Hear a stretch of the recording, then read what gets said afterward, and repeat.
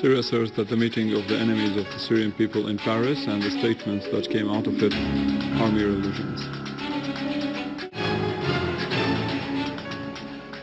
Lavrov and Kerry agree on solving the crisis in Syria politically and holding Geneva conference sometime. Syrian Army units control new areas in Aleppo countryside and eliminate dozens of terrorists in several other areas.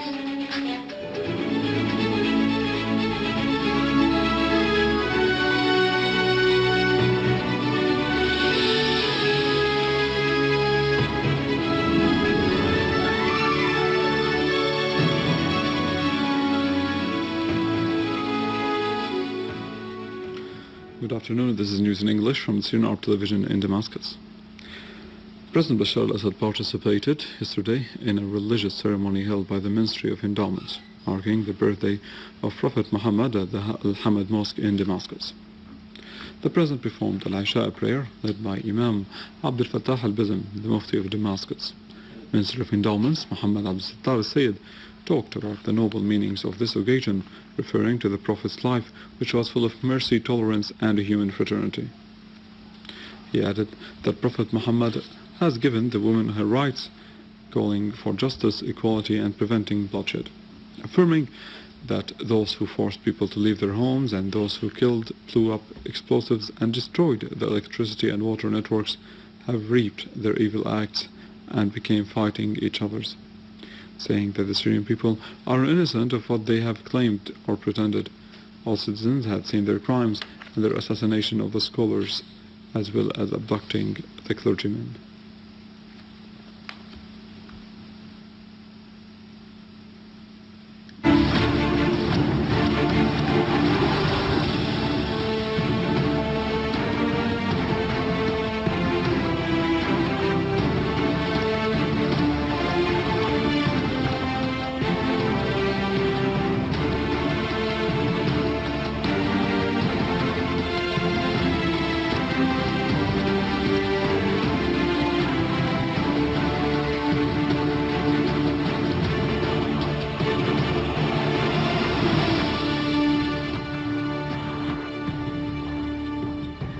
Syria stressed that it is not surprised about what's happening in Paris and the Paris meeting held by the enemies of the Syrian people, emphasizing that the results they have come out with are mere illusions by some people who are far away from the political common sense. A source in the Foreign and Expatriates Ministry said that we consider any statement or declaration before Geneva II conference as insubstantial and as a desperate attempt coming after the defeat of the armed terrorist groups on the ground. The Syrian Arab Republic does not pay any attention to those who talk or behave in behalf of the Syrian people outside Syria, whether they were Arabs or foreigners. The Syrian people are the only ones who are responsible for determining their future and for choosing their leadership and the form of state they want. Anything other than that is mere nonsense, and the Syrians no longer waste their time listening to it. The source mentioned that Syria stressed once more that it agreed on attending Geneva II conference without preconditions because it announced frequently that the political dialogue is the only solution. Preparations continue to hold Geneva II conference on Syria.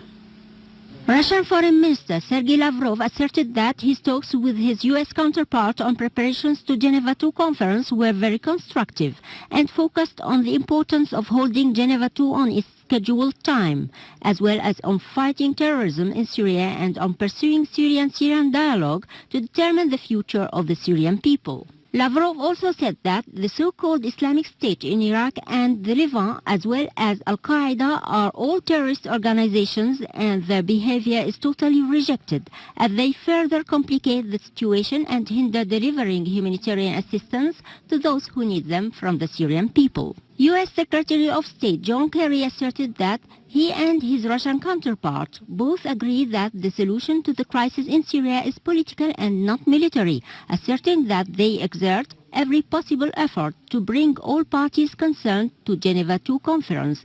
He pointed out that it is everybody's responsibility to put in place a ceasefire before Geneva. Kerry underlined the importance of opening humanitarian passages for the civilians in Syria. For his part, the international envoy to Syria, Lakhdar Ibrahimi, underlined the importance of Iran's participation in Geneva too. Iranian Foreign Minister Mohammad has asserted that the only solution for the crisis in Syria is a political one. In a press conference held in Beirut airport, Zarif said that the best way that could lead to reaching the sought solution was through giving the Syrian people the chance to freely and transparently express their opinions through ballot boxes. He further voiced Iran's readiness to take part in the international conference in Syria if invited, but with no preconditions. In Damascus countryside, 350 wanted individuals who got involved in recent events in the country turned themselves yesterday in Madaya town. The wanted individuals turned themselves in to authorities and will have their papers settled. Meanwhile, 25% who also were involved in the events but did not commit murders had their files settled and were released in Homs after they handed over themselves to the authorities and pledged not to do any act that would affect the security of the homeland.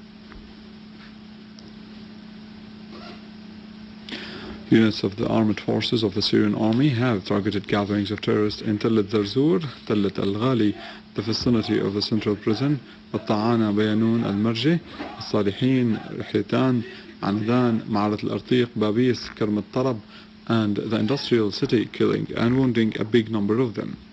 Moreover, units of the Syrian Army destroyed a number of vehicles with all weapons and ammunition aboard in the vicinity of Rasm al-Abboud airport.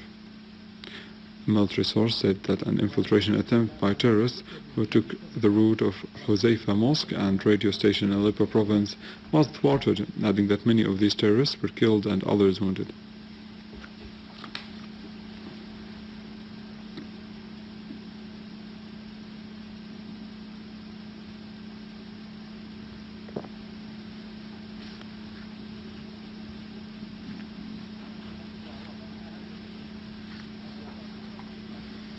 Moving to An-Nabak in Damascus countryside, where units of the Syrian armed forces have seized hideouts of armed terrorist groups with big quantities of grenades and explosive devices inside, in addition to raw materials for making explosive devices.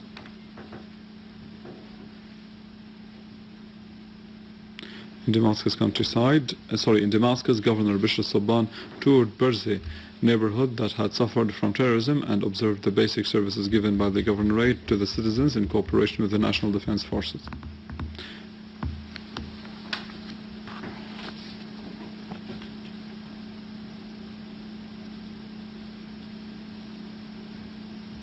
In Homs, 19 people were killed and many others injured as a result of terrorist attacks by mortar shells fired on Al-Ghouta and Karm al-Shami in Homs city.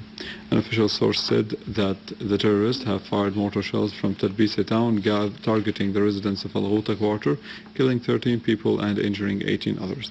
The source added that 6 civilians died and others were wounded by mortar shells that targeted the vicinity of Al-Khair Mosque in Karm al-Shami quarter in Homs city. With this, we end our news for today. Thank you for watching. For more details about Syria and the region and to view this bulletin again, you can always visit our website in English, www.syrianonline.sy. Now to the latest in the world of business and market with Rani.